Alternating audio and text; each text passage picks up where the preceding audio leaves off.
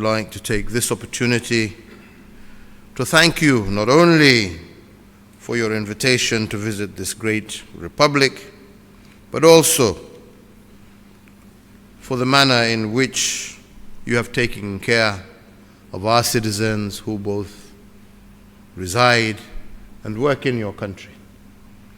And I want to assure you that it is our intention to see how we can deepen that as we also open opportunities for Seychelles citizens to also take advantage not only of our learning institutions, but also of economic opportunities that are available in Kenya.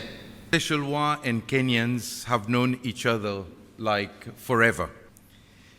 We reaffirmed the long-standing, multifaceted partnership between Seychelles and Kenya.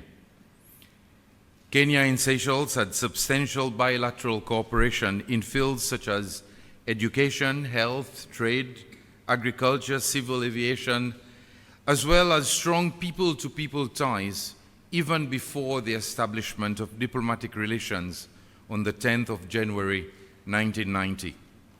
Today, we are strengthening these, and of course, by doing so, we are strengthening other areas of cooperation.